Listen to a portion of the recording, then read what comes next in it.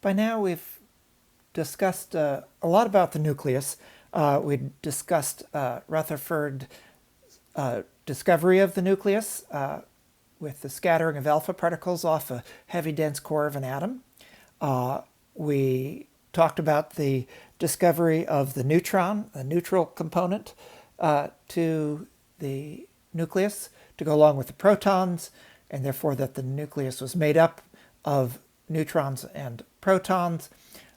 We talked about how big nuclei were in measurements and what the masses of nuclei were, and therefore the binding energy of the neutrons and protons within the nucleus, going so far as to develop the semi-empirical mass function, especially the first three terms of that, which describe the mass of atoms, in which you have to take into account the binding energy of the nucleus, which goes into reducing the mass you would otherwise expect to have. But there were two terms in the semi-empirical mass formula that we haven't really discussed or explained yet. One is the asymmetry term. Another way to ask that is, why are there roughly equal numbers of neutrons and protons in the nucleus? And why is there a tendency to have more strongly bound nuclei with even numbers of protons and even numbers of neutrons than otherwise? So those are the last two terms of the semi-empirical mass formula, and we haven't really explained them yet. And the thing that will turn out to make the biggest difference in that explanation is the fact that neutrons and protons have a spin. Both neutrons and protons have a spin whose magnitude is h bar over 2. They have their spin 1/2, just like the electron. They can be spin up or spin down when we measure along a given axis. And being spin 1/2, the particles which are fermions, which means they will obey the Pauli exclusion principle. And so the thing about having spin as well is that they have a angular momentum along a given axis, but they also have a magnetic moment along that same axis produced by the spin. So I should describe first how those spins and magnetic moments were measured. They were measured in a Stern-Gerlach type experiment, which you may remember from your modern physics classes. In a Stern-Gerlach experiment, you have a magnetic field in a pole of a magnetic field between a north and south pole, and if you send a beam along this axis, and so if I draw it in the other direction, you send a beam along this axis, the magnetic field being non-uniform will split the beam of atoms depending on their spin states along that up and down axis. And for instance, if you send hydrogen atoms along this axis, the predominant spin magnetic moment that interacts with the magnetic field splits the hydrogen into up and down states. And if you have a screen along here, you'll see a bunch of hydrogen hitting the spin down part and then a bunch hitting the spin up.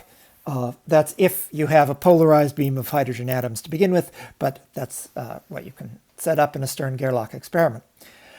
Now, if you measure very, very carefully, what you'll find for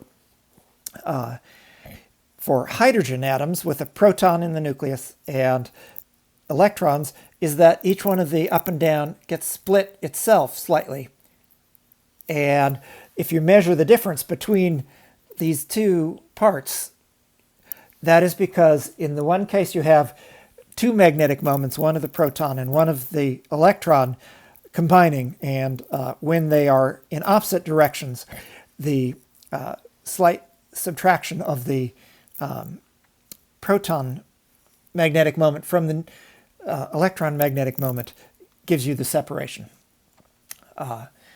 And so you can also do this if you have deuterium. In other words, you have a hydrogen atom, but in its nucleus is a neutron and a proton. You can do the same thing. You get slightly different separations, and then you can infer that the neutron also has some magnetic moment from that. And so that's how you measure the magnetic moment of the neutron and the proton. The fact, by the way, that there's only that the Stern-Gerlach with hydrogen, with proton in the nucleus, splits only into two more things, implies that there are only 4 total spin states, and 2 of those come from the electron spin up, down, and 2 come from the proton spin up or down, and therefore the proton itself has a spin of 1/2. So then let's remind ourselves what the magnetic moment is for a particle in quantum mechanic version of this. What we have is the magnetic moment there's a factor g, which we'll explain in a second, the charge over twice the mass of the particle in question, and that particle's spin angular momentum. That's what we would write if we were writing in MKS units. So we'll write MKS here. In Gaussian CGS units, those are units where you have electrostatic unit for charge and things like that. The same equation goes as E over 2 mc times S. So this is CGS units. Okay, so let's first of all try to understand the form of this, why the magnetic moment depends in this way on the spin.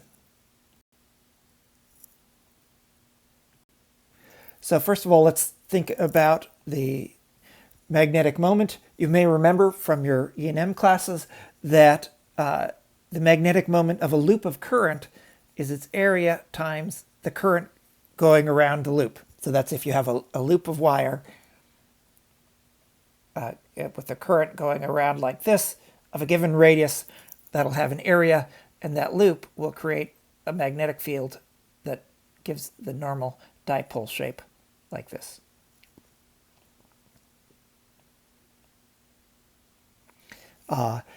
Now, if we imagine that that is a single charge moving around the loop, that's what creates the current, then we can write out this as the area is pi r squared of the loop, and the current then is the charge of the particle going around times its velocity, but we have to divide by the circumference that it goes around to get its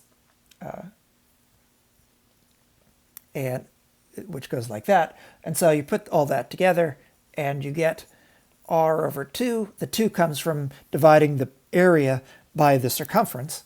Pi r squared for the area, 2 pi r for the circumference, times the velocity and the charge. Okay, so that's the magnetic moment of a single particle going around a loop. But what's its angular momentum now? So its angular momentum, well, it's moving perpendicular to r, so it's just going to be r cross mv, but those are right angles, so it's r mv.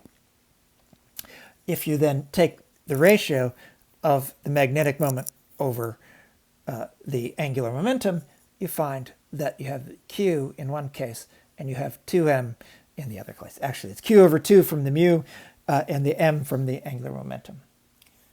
So the thing to note about this then is that if you have the same angular momentum, as you do, say, in the electron has the same spin angular momentum as the proton, they're both h bar over 2 is the total angular momentum, that the proton, if you consider it to be a particle going around a loop, that has a much smaller radius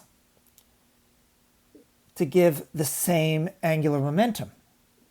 It doesn't, because it's a heavier particle, it doesn't go out as far. That means the area of its loop is smaller, and therefore it has a smaller magnetic moment. This explains why the mass is in the bottom of this expression here, because for the same angular momentum, a heavier mass will give you a smaller magnetic moment because the loop is smaller. Okay, for the electron, then if we plug in, remember we had mu equals g e over 2m s. Well, the magnitude of s is h bar over 2, and g equals 2 for the electron. And plugging that all in, we find that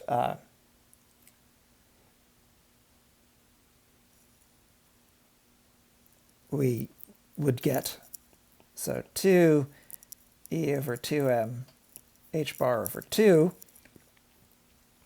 We can cancel the 2's,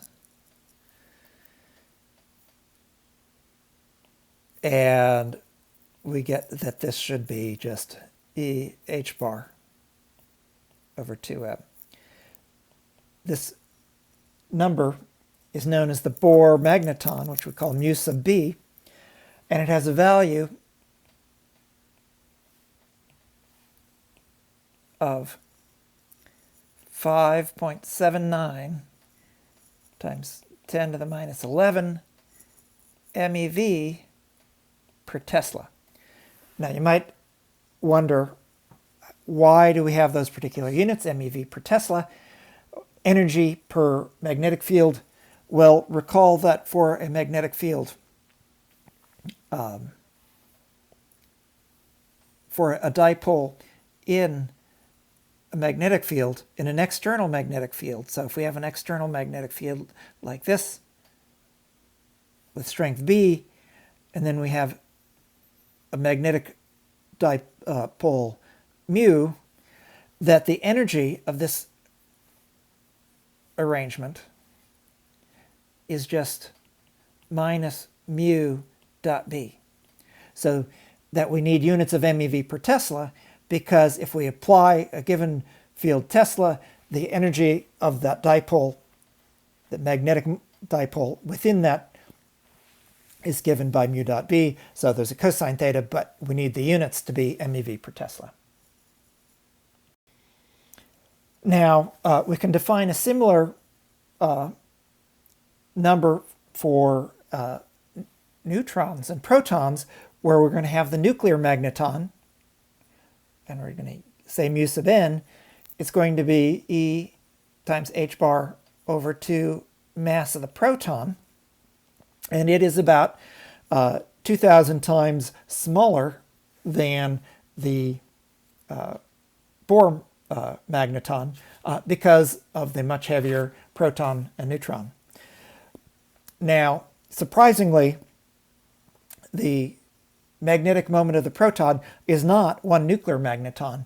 In fact, the magnetic moment of the proton is 2.79 times the nuclear magneton, and the magnetic moment of the neutron is minus 1.91 times the nuclear magneton. So the fact that the proton is not 1 times the nuclear magneton is indicative that the proton is not a point particle.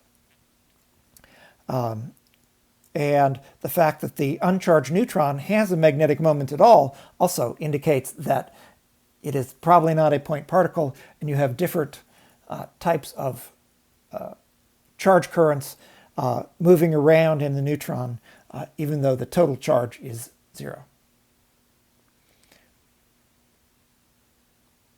So with all this, we can say that, any model of the nucleus that we have must take into account the spin of the proton and neutron. And explicitly, we have the Pauli exclusion principle, so that protons and neutrons can't be in the same overall state, both spin up and spin down, and so the spin will allow us to put a proton spin up and a proton spin down in about the same state, and we'll see how that later comes in to the even-odd effect. And so we also have to take into account that the spins will add up in quantum mechanical fashion. Therefore, if we have two protons, a spin-up proton, and another spin-up proton, we can either get both spins going up, we can have a symmetric combination of spin up and spin down,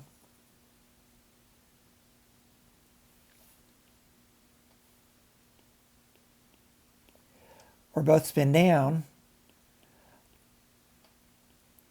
all of which have a total angular momentum of 1, or we can have an antisymmetric combination of up and down,